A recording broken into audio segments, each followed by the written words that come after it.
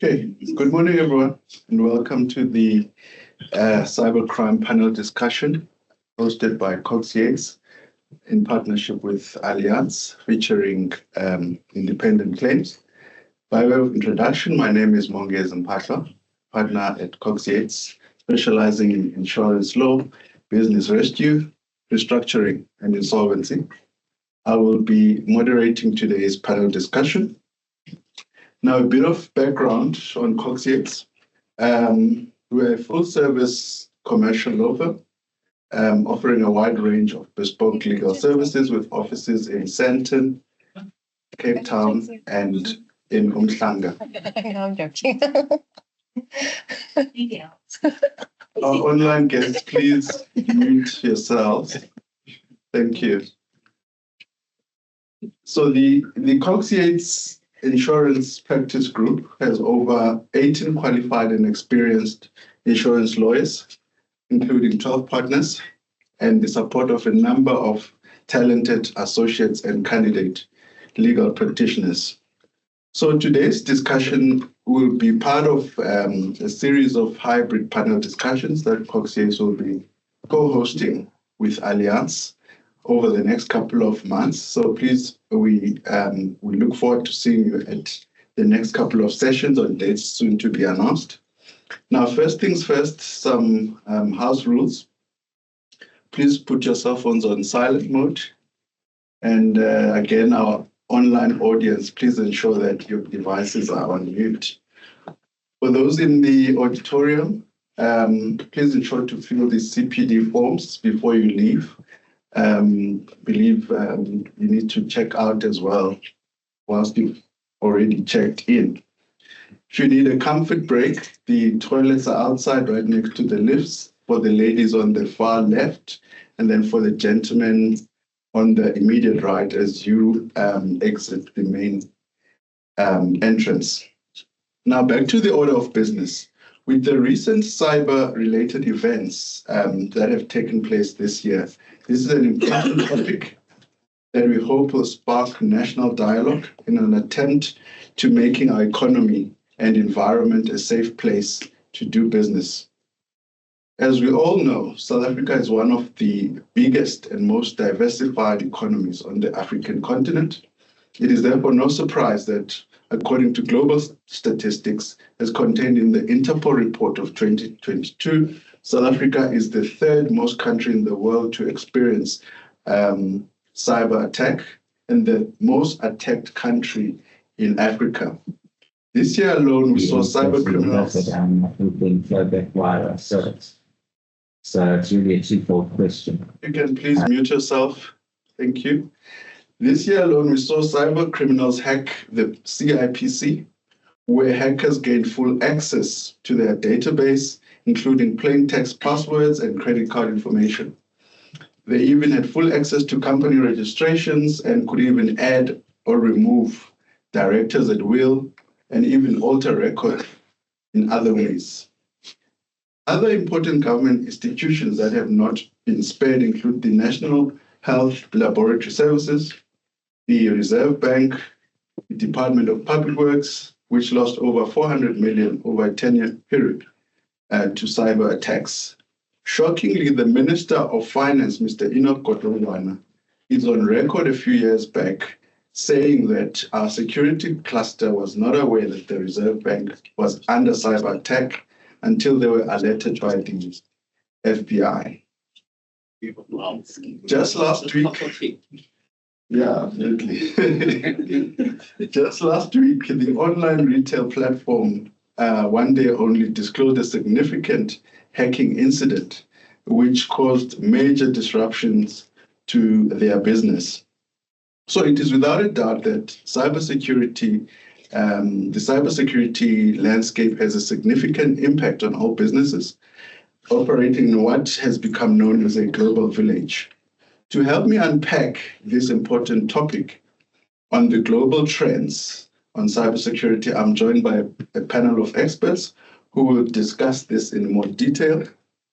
Ladies and gentlemen, I'm excited to introduce to you our panelists in no particular order, starting with Mukondeleli Masiza, who is a complex claims handler at the Allianz Commercial on my right, and then followed by Santho Mohapeloa, who is a senior cyber specialist at Allianz Commercial, who is right at the end. And then Jean Naude, who is a director and senior loss adjuster at Independent Claims, on my immediate right.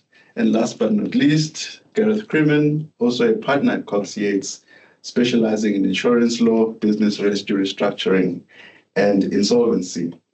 So each panelist will provide us with their insight on their experience in cyber-related incidents, and will be unpacking ways of mitigating against cyber risk. So from time to time, we will switch over to an interactive Q&A, which is part of our discussion, and we would like to hear from you. We'd like to hear your comments, your questions as we go along.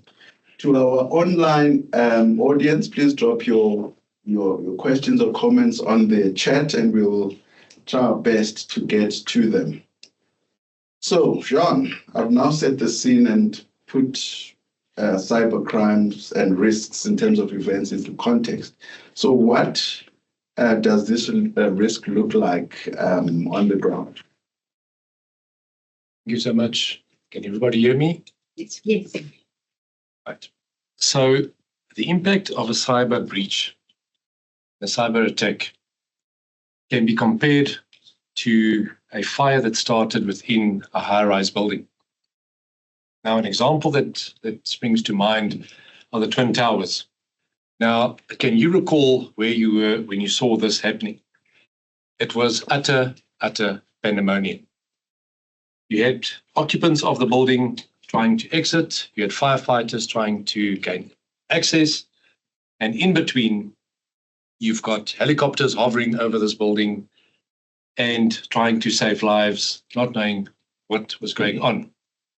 Now, as you can imagine, in the case of a cyber attack on one of your clients, it's not an unknown factor. It's not an unknown risk to them. They may have even been made aware of this potential risk, and they've also possibly practiced or, gone through some of these so-called fire drills in the event of an attack. The experience, however, when we arrive at the scene of such an attack after an attack had occurred, is utter bewilderment. And this bewilderment is caused by factors such as communication of a company is usually linked to a central server. So you can imagine if you arrive at work one morning and there's no ability to receive or send emails, receive or make phone calls. In some severe cases, the hackers would also potentially access your electrical supply.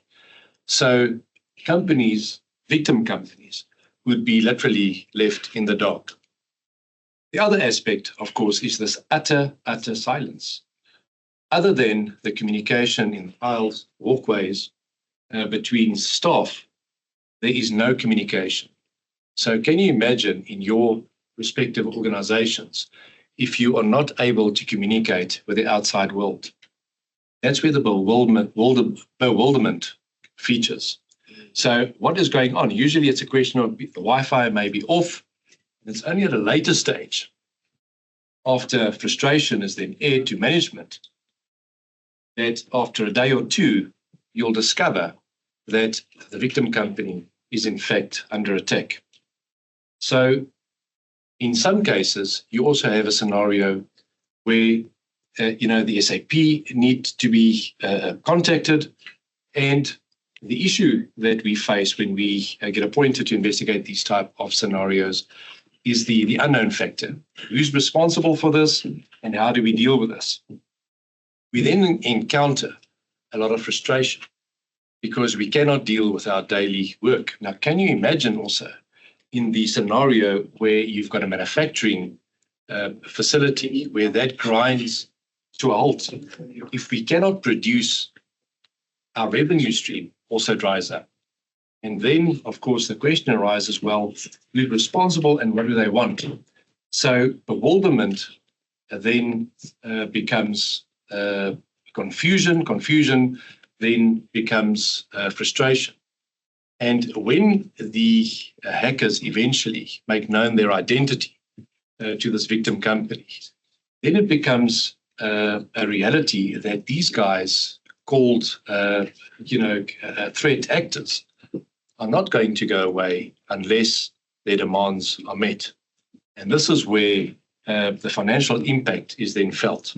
Our experience has shown that the ransoms vary from $100,000 up to about $1.5 million in some cases. So the financial impact is also something that can have a devastating impact on this victim company.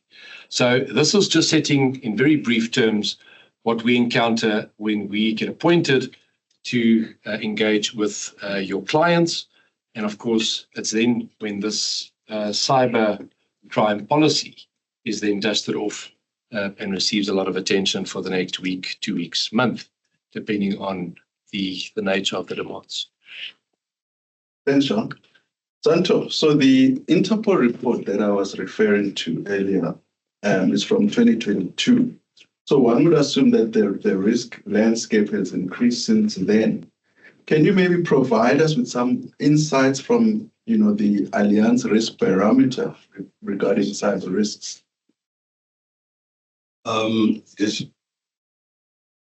Despite cyber improvements by various industries, the risk landscape remains high. This is due to the reliance on technology. Cyber incidences such as ransomware, malware attacks, IT disruptions, and data breaches rank top risk in the risk barometer, the Allianz risk barometer. SMEs particularly have been hard hit by cyber incidences. This is as a result of a negative attitude towards cyber resiliency and compliance. And this is also led by affordability issues in the SME sector. Traditionally, cyber incidences increase in the fourth quarter, and this year should be no exception, judging from what's been happening during the course of the year. Mukondeleli, business interruption is second behind cyber crimes on the risk barometer. Are cyber attacks causing these interruptions, and what impact does this have from a claims perspective? Good morning, Mongezi. Good morning, everyone. Thank you very much for that question. So if we look at cyber crimes in themselves, and if we look at the mind of the perpetrator, the entire idea behind it is to impact a company's ability to function, right? Because if the company is functioning normally, then they're not going to get what they ultimately want, which is the ransom, right? So if we look at the relationship between cyber attacks and the rise in business interruption claims, there's definitely a strong connection. And that's simply because, these criminals want to know that they're going to get what they want. And they know that the only way to get what they want is to, squeeze it out of the companies. So what they'll do, for instance, is they'll encrypt data. If we look at the encryption of data, right? They'll encrypt data and you can't access your systems. Customers can't access your website at times. The Wi-Fi is unavailable. So it's literally the case that Jean was talking about, where everybody is in a state, nothing can be done. Your business literally comes to a standstill, right? So we then find on the business interruption side that businesses will then be claiming for financial losses due to IT forensic investigations, data recovery, things such as system restoration, and also just money that is lost due to operational downtime. Because if they can't work, it doesn't mean that their staff still isn't expecting to be paid. There are still people that need to be paid. There are still contracts that they've concluded with external parties that still need to be fulfilled. And when none of that is happening, there are definitely financial losses. So we do see an increase in business interruption claims from that perspective. Thanks. Gareth, on business interruptions, how have our courts really dealt with it in the past? So yes, it's quite an interesting one, because primarily on business interruption, we've seen it plague itself through our courts, primarily through COVID and through the pandemic. The two cases that come to mind primarily was the Santho versus South Africa case, and it was that restaurant hotel down in Cape Town. And it was ultimately an interpretation issue coming back down to whether or not the business interruption covered them for the 18 months under the policy or 3 months under the policy. And there was an interpretation issue in between. And the court had to grapple with various provisions of the insurance policy and ultimately read in that the business interruption was covered for the entire 18-month duration. It wasn't limited to the period pre-COVID when the restaurant had to close itself down, if I recall correctly. It was between the 15th and the 27th of March, just before hard lockdown had hit, under their policy, because they had COVID in and out. So they were forced to shut down. And it was quite an interesting one altogether. So when we have a look at a separate case, it was the Guard Risk versus Cafe Chameleon one, where the court had to also deal with the interpretation issues behind a policy and whether or not the policy itself covered the event of the national lockdown due to a pandemic versus, an illness, etc. over there. And the courts ultimately found in favor of and a reading in interpretation into the clauses that allowed for the business interruption insurance to kick in under both of those policies.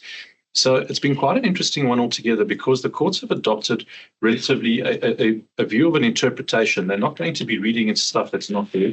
But at the same time, treating customers fairly, I think, has plagued itself throughout the entire process on these cases. But we are going to see a lot more business interruption insurance kicking in claims, especially arising in the cyber insurance space. As Jean made mention of earlier, a manufacturing company, we know of one internationally last year that was held to ransom for nearly 3 weeks, and the entire operations were brought to a grinding halt globally through the same thing. So the question is, at what far and how far do you go? You can't afford not to have the insurance in place, and that's the short answer. Yeah, thanks. So, on our, legal system, while we're on that topic, do you think it is equipped to deal with the ever-evolving nature of cyber threat, and how does our legislation need to change to minimize the legal exposure to cyber crime? I guess it's quite an interesting question. As South Africa as a whole, we really do live with a lot of legislation that works fantastically well in our favor. And I mean, I don't want to touch on the Cyber Crimes Act yet, but if we take it a step back, I mean, historically, we've had the Prevention and Combating of Corrupt Activities Act, Section 34. That placed an onus and an obligation on a company to report any theft, fraud, forgery, usury, etc., to the value of 100,000 or more. You had to report it to the authorities. And it was quite a broad, all-encompassing provision, because theft is theft. Whether it's theft of IP, theft of data, theft is theft, you had to report it. In addition to that, we had RICA, which most of you will remember. You had to RICA your cell phone, etc. But that was your Regulation for Interception of Communication and Protection Measures Act. Okay, and it was a fantastic piece of legislation because it actually criminalizes unlawful interception of electronic communication in any manner, shape, or form. Then we had POPI. POPI came into being, your Protection of Personal Information Act, which came into being and effectively put an obligation on companies to protect the data which you collected. Also a fantastic piece of legislation because there's consequences for the breach of it. Then we had the Companies Act. Now, the question, as you say, is where does the Companies Act tie in? I will touch on that a little bit later. But the Companies Act also places the obligation on the board to be aware of all this other legislation and to be aware of the landscape that you're operating in as a director. Then we've got the Electronic Communications and Transmissions Act. There's a plethora of acts that bind you as a director and ultimately hold you accountable. And then we have the Cyber Crimes Act. And the Cyber Crimes Act is a phenomenal piece of legislation. It actually gives us a certain amount of extraterritorial powers to go and beyond. And as we know from cyber crimes, is generally they're not committed on home soil. It's usually cross-border, someone sitting out in a remote location, somewhere in the Eastern Bloc of Europe, for example, and that's where they're sitting. They have an internet connection, and you fall victim sitting in South Africa. So the Cyber Crimes Act is a phenomenal piece of legislation behind it. So we have the means, we have the legislation, and we have the ability to monitor it. Thanks. Mukondeleli, back to you. Can you give us an example of a typical cyber claim and how it is handled at Allianz? Thank you very much, Mongezi. So a typical example would be what Jean mentioned earlier, but if I could just expand on that a bit, it would be where a secretary walks into the office on a Monday morning and finds that her computer is locked. She can't get in there, can't do anything. The Wi-Fi is working, or maybe there's a little rabbit that pops up that says, hey, in order for you to access this, something's going to have to happen. And so she panics. She gets in touch with the directors of the company, and then they get in touch with Allianz. So in that instance, you find that everybody is panicking. And what we've got in place is that we've got an incident response team that we work with. So we've got some attorneys on there. We've got IT forensic experts, people who are very good with dealing with these kind of scenarios. And what we will typically do is the first thing we'll do through our experts as well, in most cases, is that we will reach out to the affected company to firstly try to establish, what the extent of the attack is. What's the extent of the effect that this attack has had on this company, right? That's the first thing that we'll look at. And then we'll also then try to implement containment measures. So what I mean by that is that sometimes you find that cyber attacks happen in stages, right? So the attackers will normally give you a taste of what is to come. So what we'll do is that we will look and we'll think, okay, we can't allow this to go any further. What is it that our experts can put in place to make sure that it's going to end here and we deal with the situation that's in front of us now? So that would be the first thing that we do. And then I think I mentioned this earlier, we determine the scope and the impact of the breach. The next thing we look at is how these attackers actually gained access to the system. That is a very important one, because unless we've determined that, then we can't start looking at measures to actually prevent something like that from happening again. The next thing that we then look at is ways to try and decrypt the data. And that's where backups come in, because systems then need to be restored.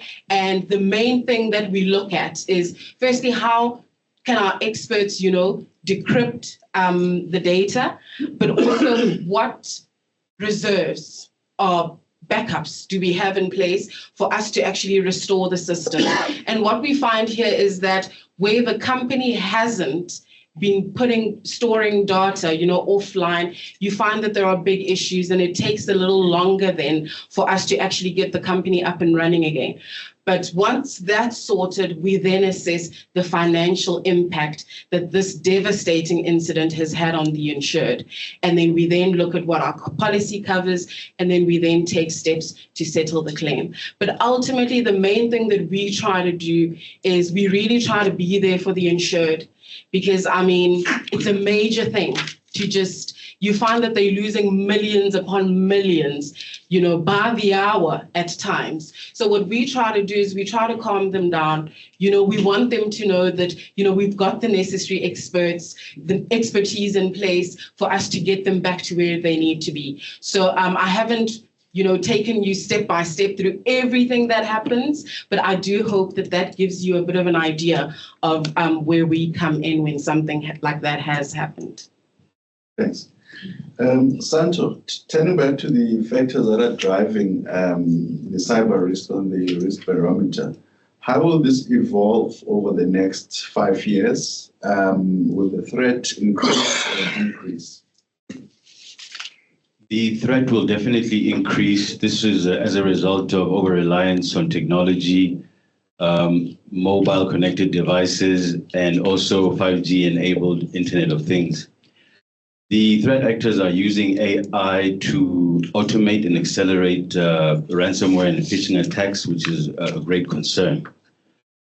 The cost of ransomware in the near future will be about 265 billion USD globally by 2031, which is very alarming. What is also concerning is that there's mass ransomware attacks and data exfiltration, which is a current phenomenon, which is costing insureds a lot of money. What also is a problem in the near future is that due to economic downturn and economic situations in the country and worldwide, we found that insureds have decreased their expenditure in terms of capex in respect of cyber. So that definitely leaves the companies vulnerable when they do decide to de-invest in their cyber resiliency. Thanks. So we're going to pause here for a Q&A. I see there's a couple of comments that have come in through the chat. I think Santho or MK, maybe this one is for you. What is the view of the payment of ransom under a cyber insurance policy and the associated risk of a payment made to sanctioned entities or individuals? The question of the ransom definitely is that when the insured is dealing with such a case, they're supposed to act within the ambits of the law. They need to check whether the payment is obviously in transgression of any sanctions clause or any sanctions laws. So definitely, when interacting with the would-be criminals, we advise that clients definitely act within the ambits of the law and in consultation with the authorities, state and locally. Right. You want to add anything, MK? No. Okay. There's another one. I think it's also related. So it says, would ransom from a cyber event be covered under kidnapping and ransom?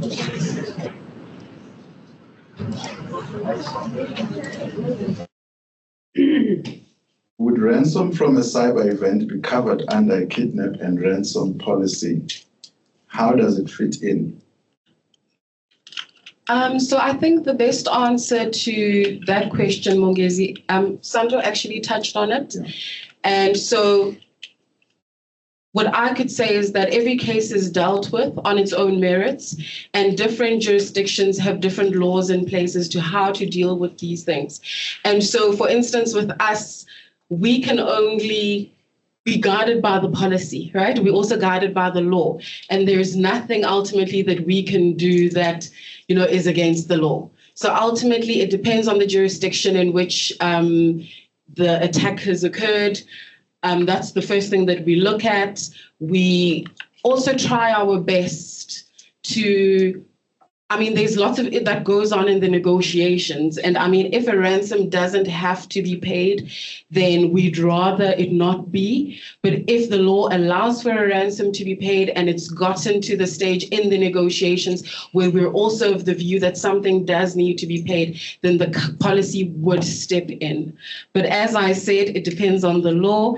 Depends, on, what happens in that particular jurisdiction. It's a very complicated question, for lack of a better word. And we don't want to outright say we pay ransoms, because that's not the message that we're trying to send out. So it really does depend on a lot of factors. Every case is looked at on its own merits. Thank you. Gareth, back to you. So, we've had a few important court rulings relating to cyber crimes. So what are some of the key takeaways that have come out from these rulings? So from a cyber crimes perspective, it seems that the courts love attorneys because law firms more often than not are generally at the forefront of cyber criminals over there. So when we have a look at it and touching on really three cases, is the one case is the case of Fourie versus Van der Spy.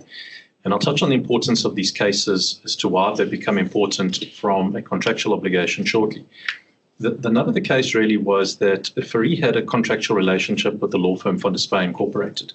They were the seller of a property. They mandated them as the conveyancers to transfer the property. The value was circa 1.7 million rand.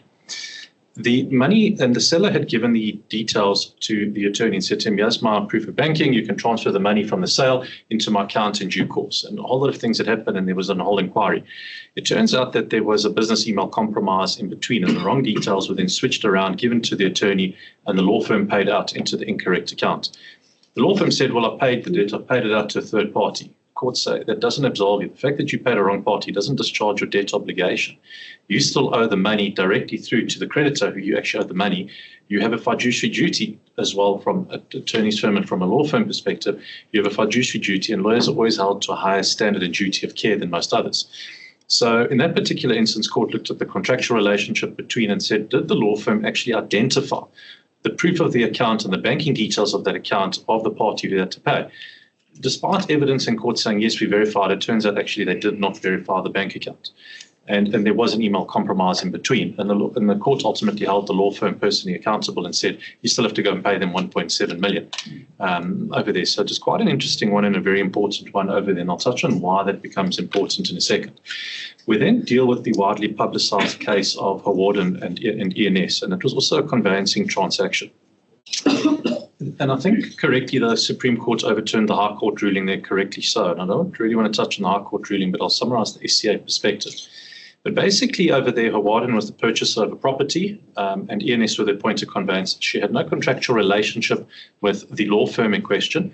It was the seller that mandated, the seller had the contract, etc. over there. She had numerous engagements with the law firm. In actual fact, the estate agency that she had dealt with had on more than one occasion sent out circulars saying, please be aware of cybercrime, cyber activity, business email compromises. There were numerous emails apparently that went out that she would have been aware of. On the day in question and leading up to the payment, she had the bank account details of the law firm. And she went to her bank and she sat there in a banker's office. She made the payment from her banker's office. She phoned the law firm, but she never verified the bank account in question. And she made a payment of 5.5 million rand over. It was not actually paid to the law firm. And there was a series of emails. So what happened was, it turns out that her emails were compromised. And the emails that were being sent to her from the law firm were not reaching her. They were being deleted out of her inbox. And her responses were going to the law firm were sometimes being wiped out before they could even be sent off. So there were gaps in communication. And when you read the correspondence and when you start reading the entire judgment, you actually see how well organized these cyber criminals actually are, because they write in the same language that you write. They study your language barriers. They study everything else. And they wiped off certain annexures. And she says, well, I didn't get that proof of payment. And what happened was the cyber criminals bought themselves circa a 2-week period before they realized that the money never made its way to the law firm, because she says, here's the proof of payment never went through. She says to the law firm, an email gets written, not by her, but by the cyber criminal saying, sorry, the payment bounced back, I'm resending it again, to buy further delay in the money going out so no one actually picks up on this. 2 weeks had passed. By the time they get hold of the bank, the money's already disappeared out of the account that the money was paid to. It's already been paid out of that account. So at the end of the day, I mean, the courts ultimately had to grapple with the notion of pure economic loss. And do they open up the floodgates to pure economic loss as a result of an omission? And the question is that, should the law firm have done more in the circumstances? And they were heavily criticized in the High Court level, and the Supreme Court turns around and says, well, actually, no, the debtor has an obligation to its creditor. The creditor does not have an obligation to its debtor. So it's your obligation that when you're making a payment, and that's ultimately the theme that comes out of the Hawarden judgment, you have an obligation to ensure that the account that you're paying the money in is correct. Now, the interesting thing behind the Hawarden judgment is that when you read it, instead of africa.co.za, the cyber criminals were using AFIRCA, A-F-I-R-C-A, switching around of just 2 letters in an email domain, not something most people would have picked up on.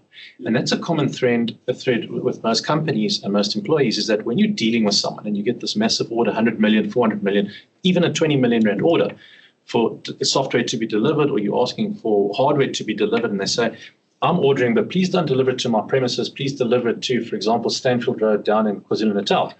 And it's not a normal address that you do business with. But no one asks the question, because the sales are sales, right? But when you look closely at the email address, one letter's been switched around. Now, you've now been the subject of a cybercrime. You've delivered the goods, You don't know where they've gone. You can't get your goods back. They've disappeared out the door. The same thing is an obligation on you at the same time to make sure that you are doing business, and you've got to take those protective measures. And I think they say statistically 75 or 80% there comes down to human and employee error inside of organizations. Dropping your guard one morning.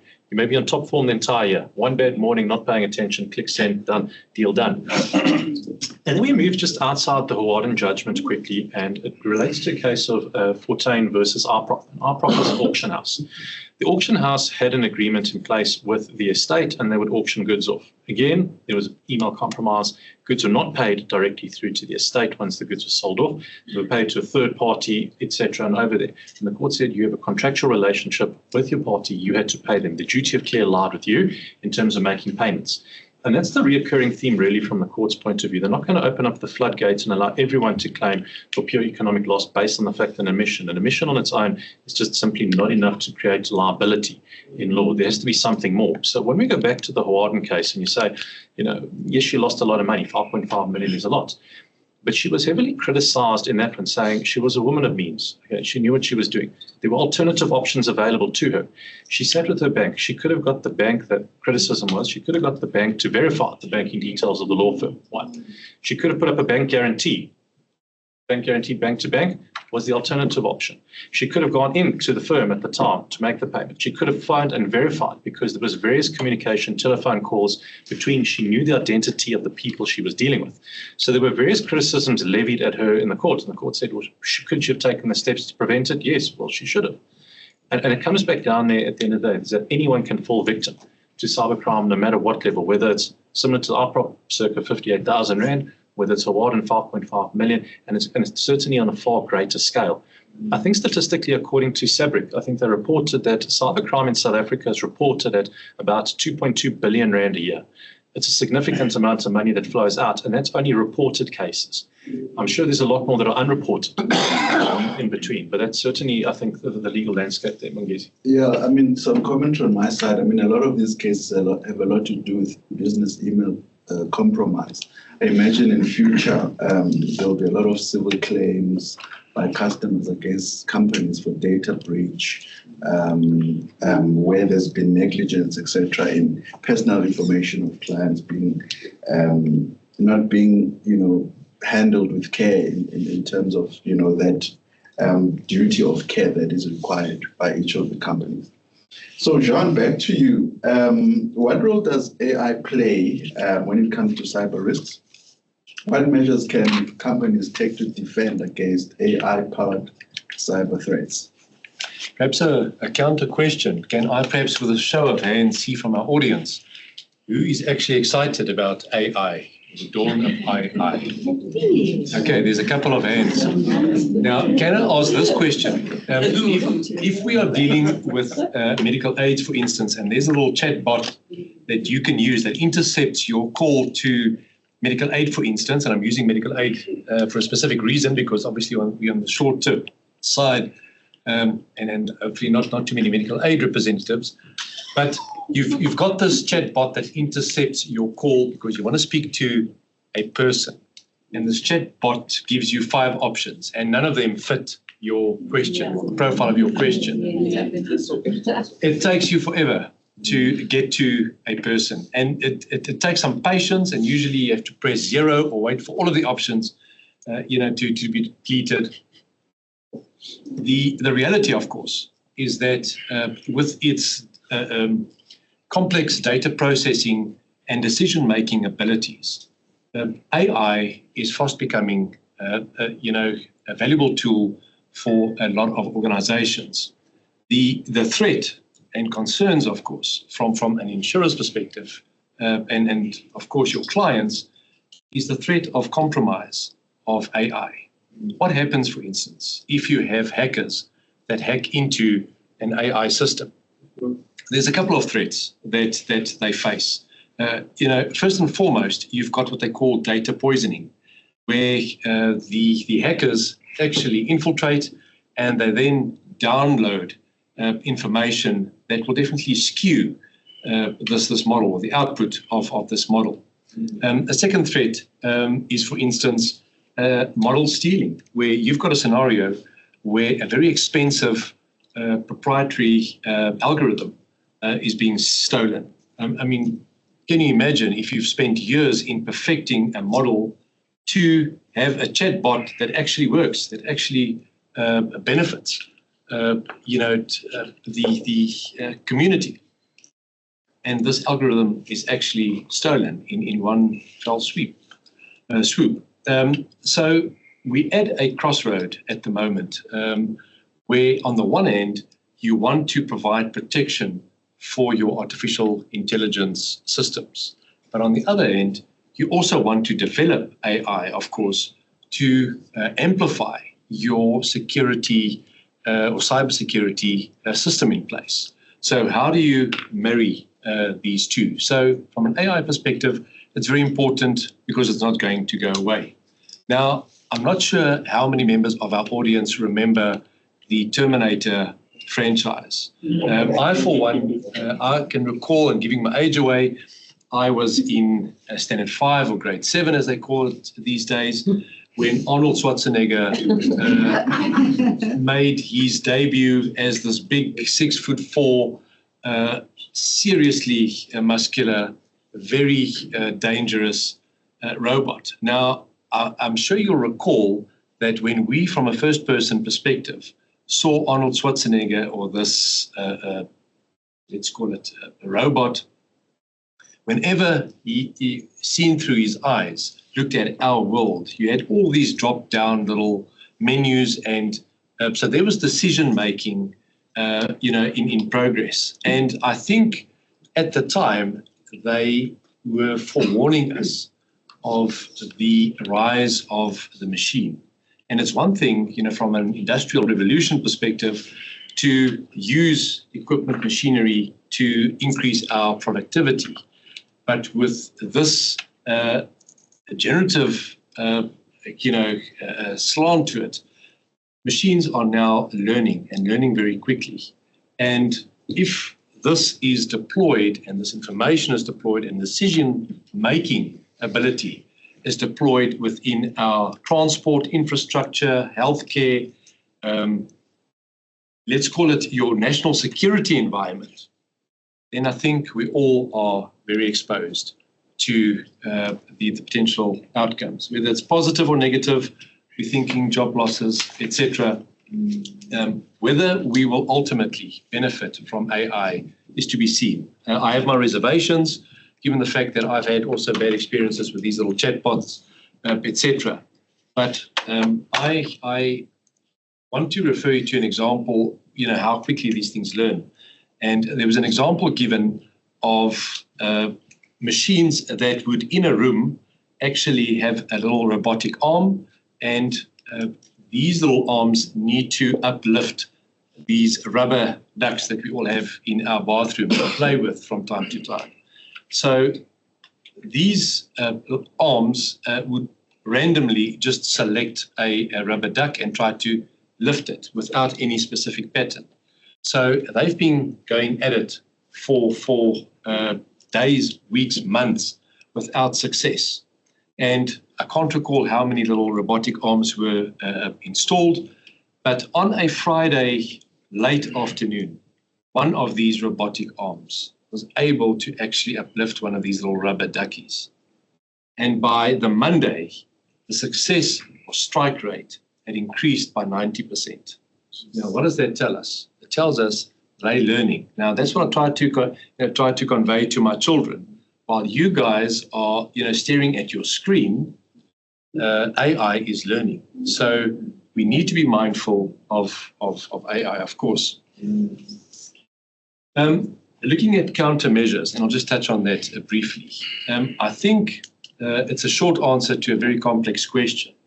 But measures to implement when dealing with AI and to keep it safe, I would think we should never lose sight of the fact that when we have a security measures in place and it's exclusively technology-based, then we're looking for trouble. So as long as your clients continue to import or make use of their usual or regular security measures and amplify, not replace these measures, and of course human input as well, then I think they would be a lot better placed to prevent cyber attacks and these malware making our lives such a misery.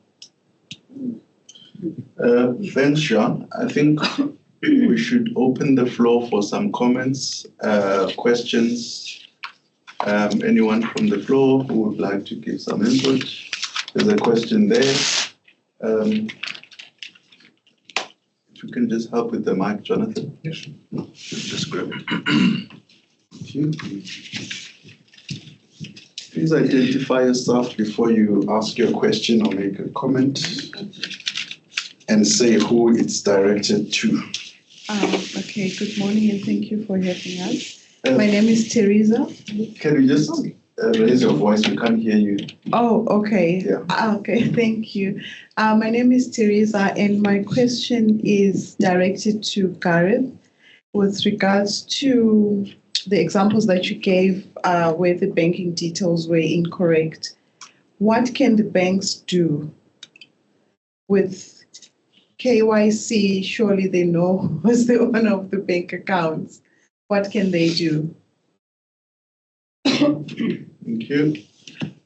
So you've just noted that we'll take another, I think there were a couple of hands there. We'll take 3. Hi. Yeah, we can hear you. Thanks. I'm Elian. I'm also from Allianz, but I have a question directed to Santho. There's definitely some ideas in the market that cyber insurance is a rand swapping exercise. I would like to hear your thoughts on it and why you believe that it's worth buying a policy, even though people struggle to see the complete benefit at the moment. Thank you. One last question. Hi, my name is Tebo, and my question is directed at MK and Santho. I just want to ask if Allianz has had any notifications on their book as a result of the recent CrowdStrike event that affected millions of Windows machines. And if you have had any notifications, is there covers under the policy that are going to respond to such an event? Thank you. That's it for now. We'll take another round. Can we have the mic back, please? Sorry, we're sharing the mic. Gareth, starting with you, what can the banks do? Sure. Teresa, thanks. It's very much an important question because when you look at the overarching theme is that by the time people actually discover that the fraud had been perpetrated, money's been paid into a third-party account, the money's been siphoned off. And we've had a number of cases directly behind that. I mean, we brought liquidation applications, we've liquidated the companies that hold those accounts, and we sequestrated the individuals that hold those accounts before. And then you run the insolvency inquiries into the affairs, you then subpoena the banks, and you ask the banks really for the contra statements, the bank statements, and try and identify where the money flows. And if you have a look at how the money flows, it flows literally at the rate of knots. I mean, you cannot keep up. It pings between account to account to account, and by then it's lost into the ether because it's so far down. The authorities in South Africa have the ability to go in and get the bank statements a lot quicker. The Cybercrimes Act allows for it. It allows for cooperation from the banking institutions together with the relevant authorities. From a banking perspective, what I'm just surprised to see is that there's not a lot of litigation yet with the banks on their obligations in respect to the matter, because when you talk about KYC, know your client, you also talk about FICA, and the bank says to you upload your FICA documents. We know there's a large amount of identity theft taking place in the South African marketplace. It's also an international phenomenon, but from where we stand, the banks actually need to start imposing harder and harsher sanctions and actually frequently checking the account holders and the policy holders on those bank accounts and flagging, these transactions. But I think a large amount has to come back to banking regulations need to be tightened up quite a bit over there. And the only way you're going to get the accountability is that you will have to have a lot more litigation with the banks and to start establishing the law in terms of what is their duty of care in respect of the account holders. And that's where we're going to have to go with it. Thanks, Gareth. Santho, hope you can remember the question. Yes. Is cyber policy worth it? Definitely, yeah. I can recall the question. Definitely, there has been that view, but what I can tell you is that people only see the value of a cyber policy once there's a claim. We've had companies almost shut down due to them not having cyber insurance. Cyber insurance is just a method of risk transfer. It's not supposed to be the end and be all of everything, but it is a form of risk transfer, which is very effective. The other benefit of a cyber policy is that the companies that are risk savvy, you'll see that we normally have sessions with them as well. We use our valued vendors and panel to advise them on how to improve their resiliency and also to improve their exposures. So definitely, it is a valuable policy to have when you look at the benefits that you receive from this. The other benefit that clients normally appreciate is the fact that we make use of a breach coach, which definitely helps when there is an incident. Then everybody knows their roles, their designated roles. It's documented. So the breach coach is one of the benefits that we do have under the policy.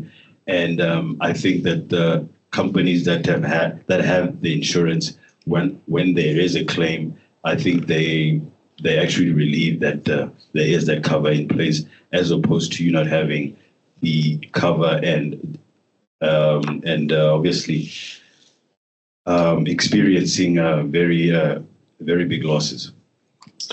Okay, before we get to your question, there's another question that's related to the same issue, Santho. On the chat, it says, what has been the percentage increase in the frequency of cybercrime claims over the past 5 years, according to data gathered by Allianz? I don't know if you've got that kind of data. MK would be able to answer. If it's okay, the next question that you're going to ask me actually touches on that. I actually touch on that in my answer. So if Ryan could please just wait for that. Yeah, okay, that's fine. And then regarding the CrowdStrike question, yes. So Allianz offices around the world have received notifications as a result of the CrowdStrike incident. And we're assessing each one at the moment to see where the policy needs to respond, how the policy needs to respond. I can tell you that we haven't received any notifications in South Africa, but globally, yes, we have received many, and we're considering them. And the policy will definitely respond where it needs to respond. Okay, thanks. MK, again, how does the resurgence in ransomware and extortion losses shaped the cyber threat landscape over the past year? Thank you, Mongezi. This is actually a very interesting question. And the reality of the matter is that there's definitely been a significant shift, right? So we see an increase in both the frequency and the complexity of cyber attacks, right? And I'll tell you why. And Jean is going to touch on this. And I'm sorry if I seem very excited when I'm talking about this. It's not to say I'm in any way advocating for anything here. But the increase in the frequency and the complexity is largely due to what we call ransomware as a service kits. So we call them RAS kits, right? So these kits are available for as little as $40. And they pretty much everything that somebody needs in order to carry out a successful attack. And so because anybody, and I mean, I see the room lighting up and, like I said, I'm not advocating for anything. I'm not trying to encourage anyone to quit their day job. But because these kits are, largely available, somebody doesn't have to be a tech guru or very smart in order to carry out the attacks, right? Because if I could just give you an example of, what you find is that you find that it's a little ransomware package that has a command and control dashboard, a facility to set up a payment portal page, and some even have a service of negotiation that they offer. So you can see that somebody doesn't have to really be super smart in order to carry it out. And this has really resulted in more people being able to carry them out. Also the complexity, we're no longer just dealing with somebody who's sitting at home trying to come up with a piece of malware. We're dealing with people who, even though they are not technically skilled enough to come up with something, they can now access it. And I mean, the minimum is $40, but the price does go higher the more you want. And another interesting fact is that if I, for instance, want to get one of these kits because I've identified a target, I don't even need to have the $40. I can say to these guys, listen, I really want this. And, after I've launched my attack, we can split the profits. So you then see there that it's become easier to carry out an attack.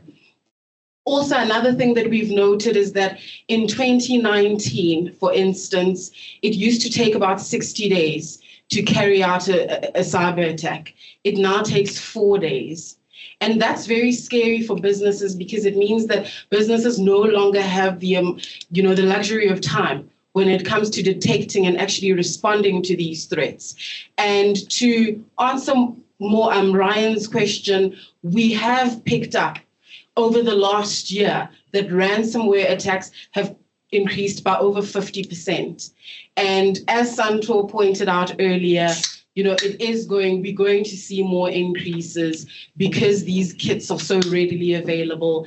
And I mean, also looking at other types of attacks, we will definitely see an increase due to AI and the likes. So, that's pretty much all I have to say on that. But the part about the kits is very interesting, and you'll hear what Jean has to say about them later on as well. Thanks, MK. Santho, back to you. 90% of respondents to a recent WF cybersecurity outlook report said that urgent action is required to address growing cyber inequality. So how do we address this so that the response of larger companies and smaller companies to cyber threats is equitable? Currently, the larger insurers and multinationals are dealing well with cyber events and mitigating cyber events. However, the SME sector is struggling, and as a result, they are experiencing large losses. The SMEs involved need to understand the risks involved and allocate ample budget towards IT infrastructure, personnel, and adopting a budget, obviously, to fulfill their cyber obligations. Appointing an MSSP, a managed security service provider, will definitely help, as they would assist in establishing a cyber or IT strategy, and also they would also assist in determining your needs analysis and addressing all your cyber needs that you would require. So definitely making use of these kind of providers will definitely lead you into the right direction. Collaborative initiatives by state, by NGOs, by multinationals and SMEs are very important to assist in the SME sector, as they are hardly hit. But definitely collaborative efforts like we're seeing are definitely improving the landscape in respect of SMEs. Okay, Gareth, back to you. So what are some of the directors and officers' liabilities and professional indemnity risks associated with cyber risk from a legal perspective? Yeah, so the directors and that have their common law duties, which are codified in terms of and codified into the Companies Act, which sets out that directors need to act in good faith. They need to act in the best interests of the company. They need to act with the relevant skill, due diligence, and a necessary objection basis, and that's over there altogether. So the directors have to look at a number of factors taken into account. When you act in the best interests of the company, a whole host of factors need to be taken into account. You need to understand what is your legal landscape. What exactly are you doing as a company and trading? Okay, and in terms of directors' liability, directors will be held accountable and judged on two tests: your objective and your subjective test.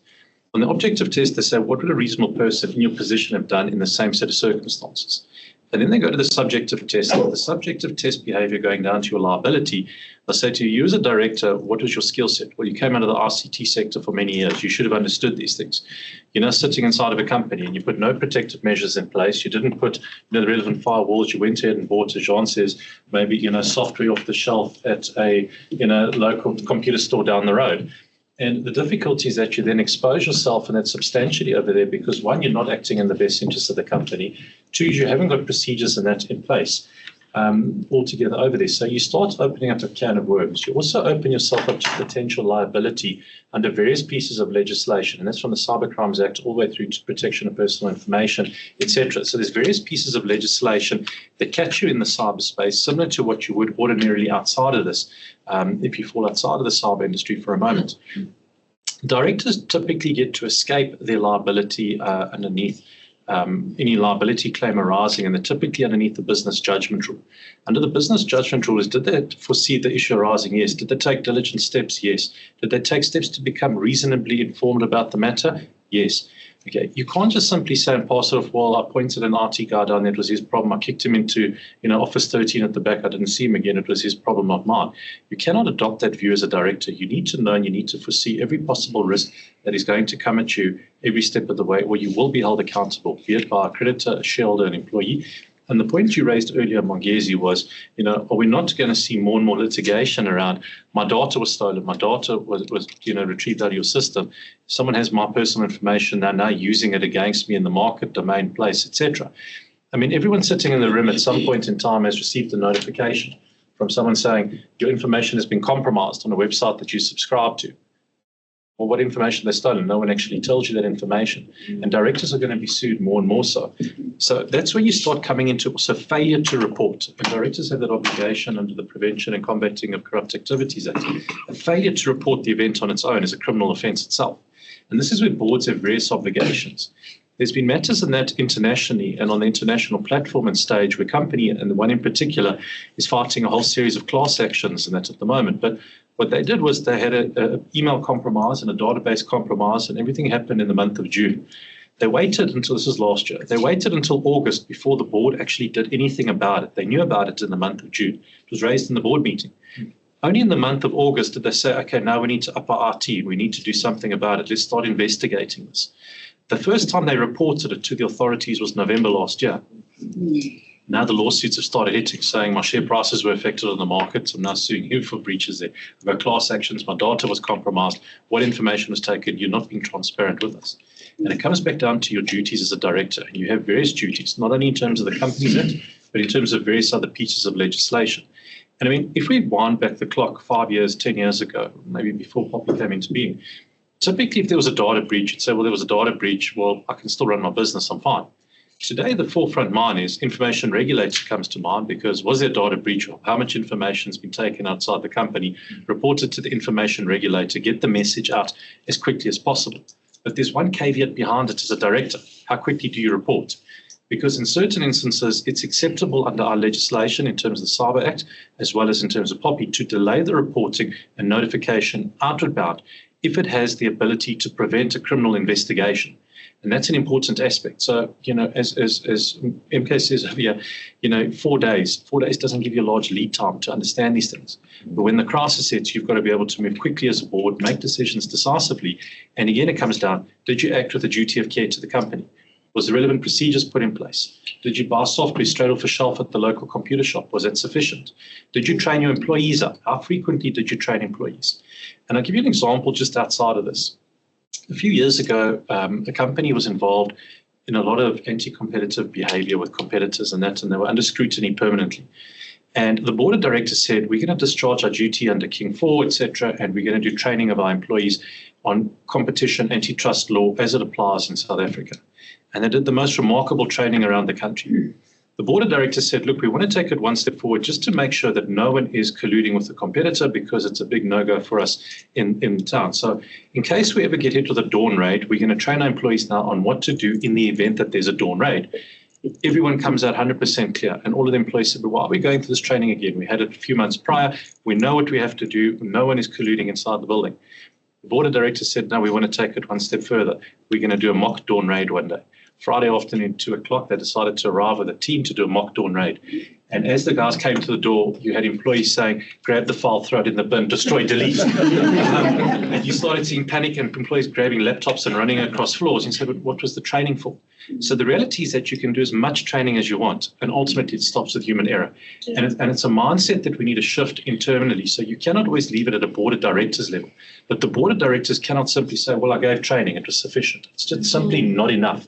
You need to continuously educate employees in terms of the constant shift that takes place in the market to email compromises, phishing attempts, identity theft, etc., and what to look out for. So we are moving into a unique world. And with AI moving in place and learning faster than what we can, we've got to learn to keep up with it. And the question is, are boards of directors geared for it? And that's a question. And we will be held accountable. You can escape liability to a point. But on that portion altogether over there was, historically, you could sue directors under Section 2182 of the Companies Act, which was the provision if anyone suffers damages or harm, as a result thereof, you can hold them personally accountable. Section 22, reckless trading of the Companies Act, etc. And if the board of directors breached obligations, you report them directly to CRPC, to the regulator, for them to investigate and say directors are not acting in the best interest of the company. Further breaches. So you may be caught by POP, you may be caught directly in terms of Prevention and Combating of Corrupt Activities Act for not reporting in time.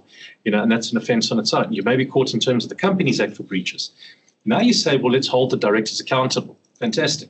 Okay. Now, recently there was a judgment in April of this year. It's a case of Venator versus Watts. It's the matter which went to the Supreme Court of Appeal.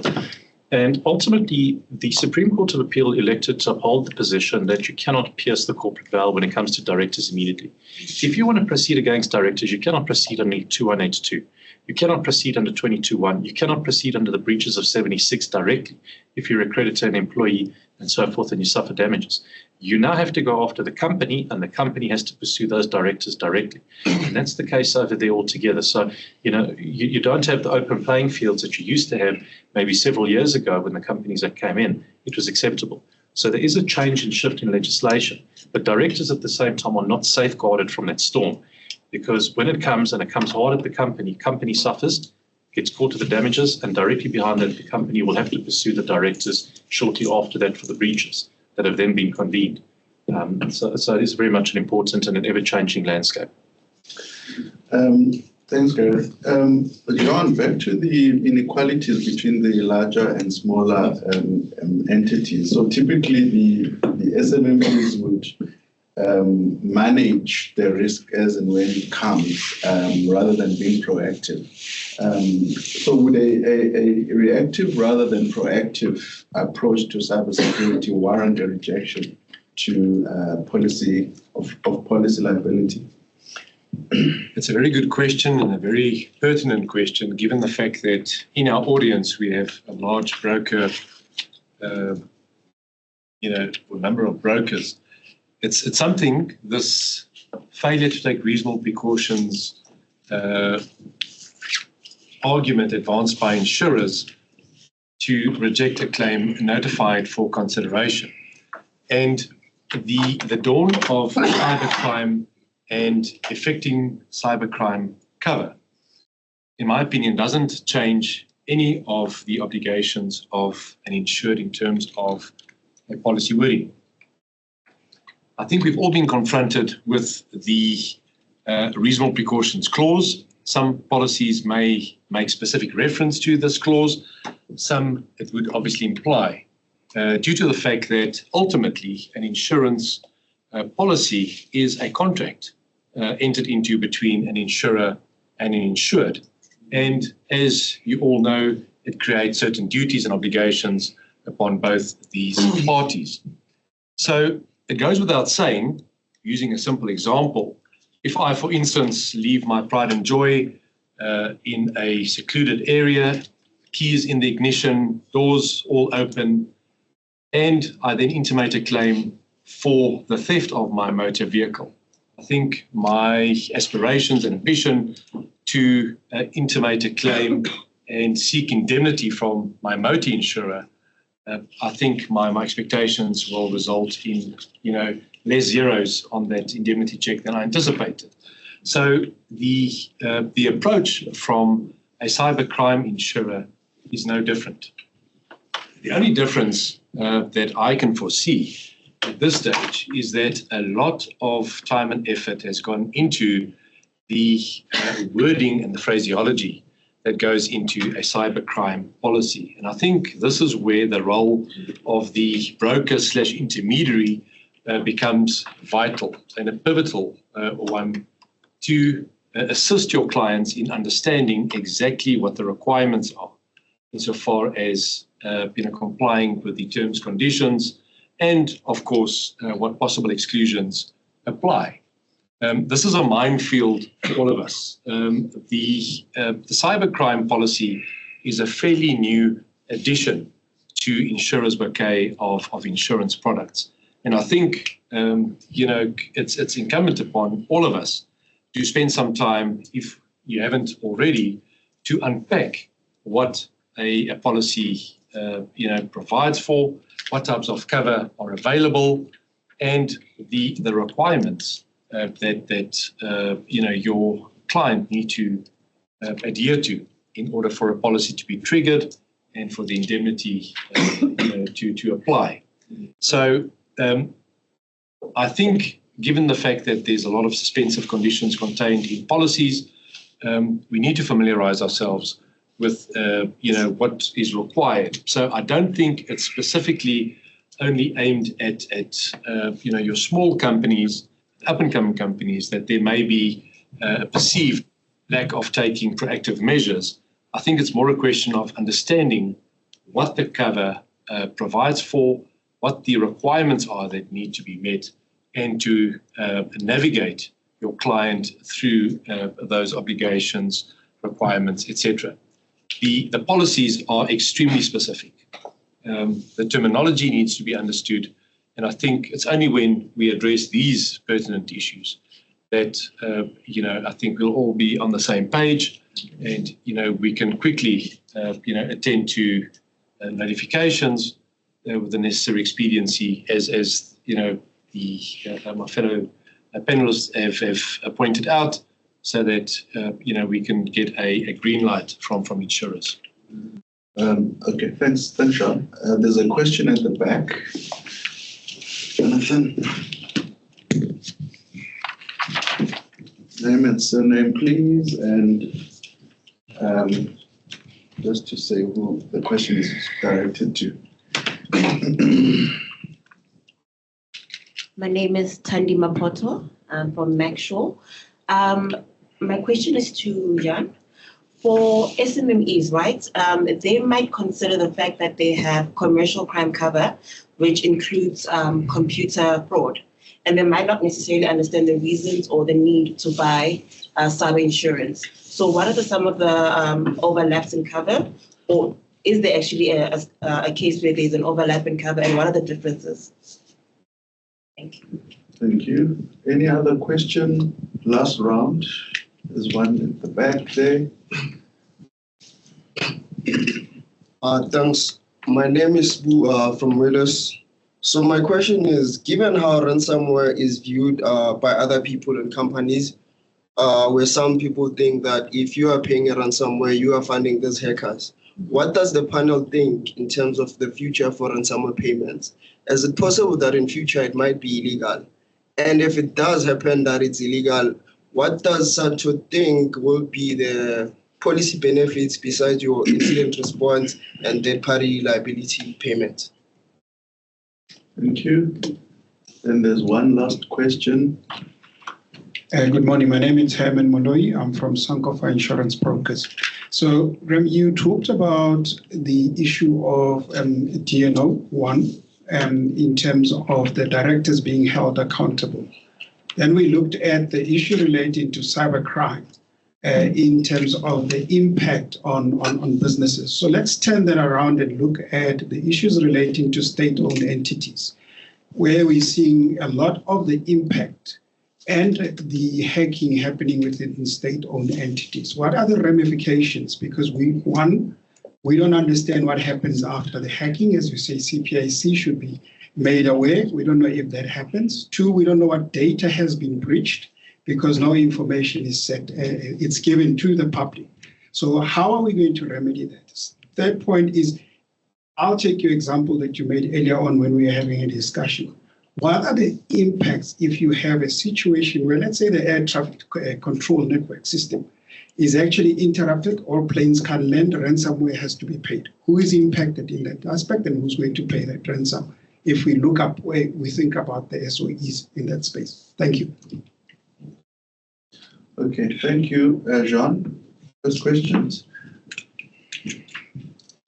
The overlaps, the commercial crimes. It's a very, very important question and a very topical one. So I'm actually, as I sit here, dealing with a matter where I have two scenarios. On the one hand, we're dealing with a company that deals with the setup of trusts, management accounts, etc., and a bouquet of other financial services rendered. They receive an instruction to make payment from a trust to a third-party recipient's account. As Gareth pointed out, what happened in this particular instance, there was a man-in-the-middle fraud perpetrated due to the fact that the client's email was compromised. So typically, you think you're dealing with your client, but you're actually receiving instructions from a imposter. So in this particular case, the company breached their own internal processes by virtue of not doing the mandatory callback when you receive an instruction, which obviously means I've received a request to transfer funds out of the trust, but I omitted to actually follow up with the client, to verify whether this, transfer of funds was in fact a legitimate instruction. So the claim was notified under the professional indemnity section of this particular policy, and it provides for fidelity guarantee related cover, but there's a specific exclusion for computer and cyber related losses. So the insurer, I think, eventually will rely on this clause to reject this claim in terms of the policy.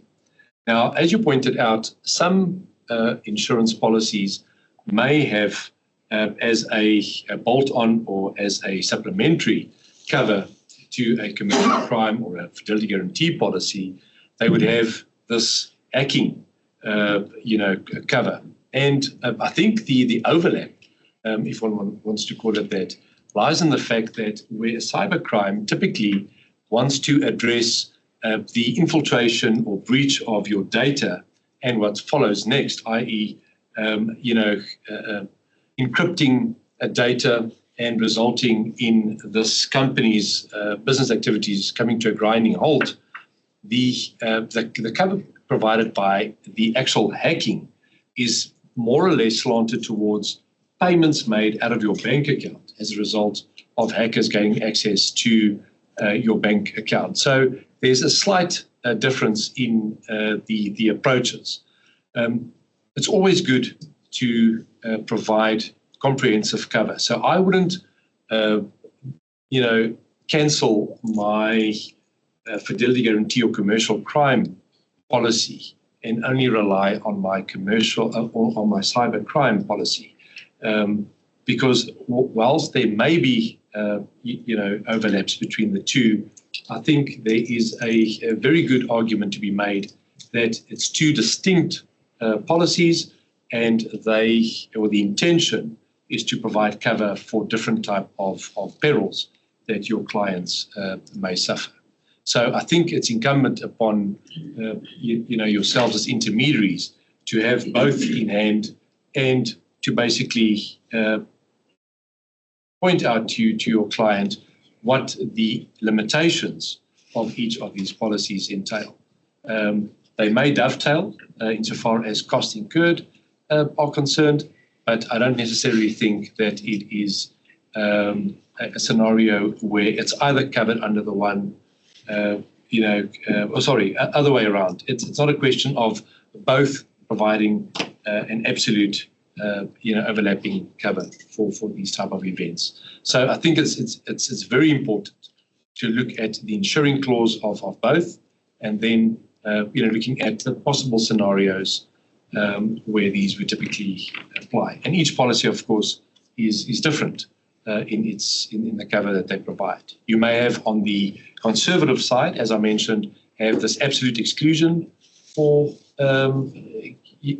computer and cyber related losses, and then you have the more liberal approach where any event that gives rise to financial loss suffered by an insured would be covered.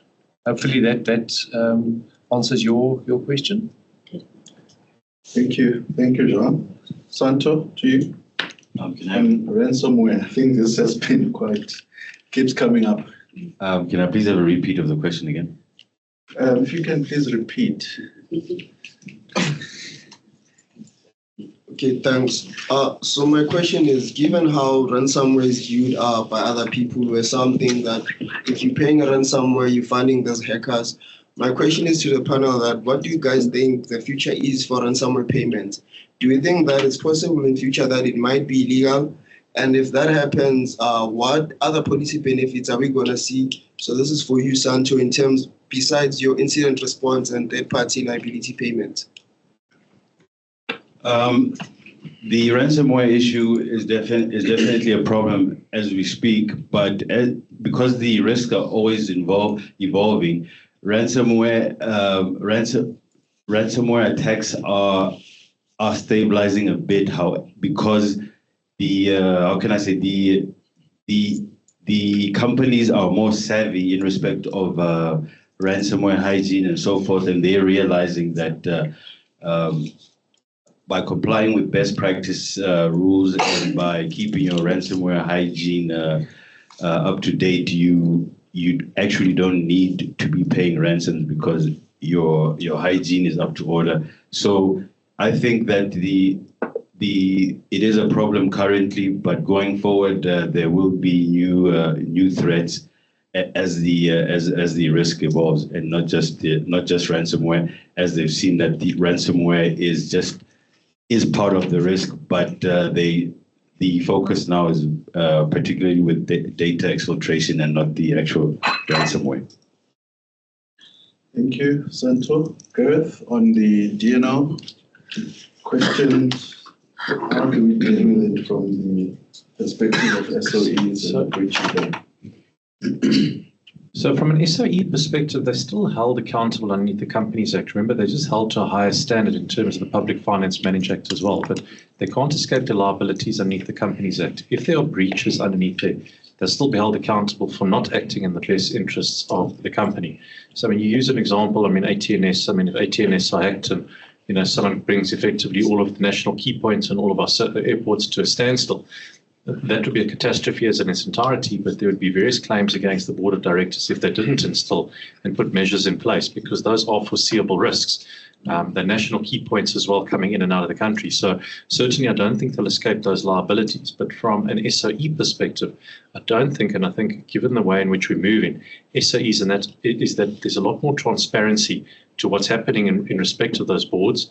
I think there's been a big shift in terms of all of the commissions of inquiries that have been convened. And I think directors are starting to be held a lot more accountable under the Companies Act for the various breaches. And I don't think they're going to be able to escape it and hide behind, well, simply I did not know that it was a decision, not our decision. It was someone's decision out in the ether in our organization. It wasn't me. I don't think they can escape that anymore. They will still be held accountable. Thanks, Gareth. In the interest of time, I think we're going to end off here. I'd like to thank everyone for participating. I'd like to thank our panel for the fascinating and nuanced discussion. It's clear that cyber threat is here to stay, and it's really a significant threat to all businesses. It's going to be haunting us for the next couple of years. So some key takeaways from today's discussions are that companies and individuals need to be aware when it comes to the duty of care regarding making electronic payments. Cyber crime is mostly perpetrated by highly organized individuals who belong to well-funded criminal syndicates. So folks, these are sophisticated criminals, not opportunistic ones. So whilst many insurers are including cyber clauses in their policies, clients need to discuss this with their insurers and get clarity on the level of cover, policy terms and conditions, as well as the applicable exclusions. So ladies and gentlemen, thank you again for taking part in our discussion. You've been a great audience, and thank you to our online participants. We look forward to seeing you at our next event. Thank you. For those in the room, please stick around for a bit of networking. And also remember to complete the CPD forms.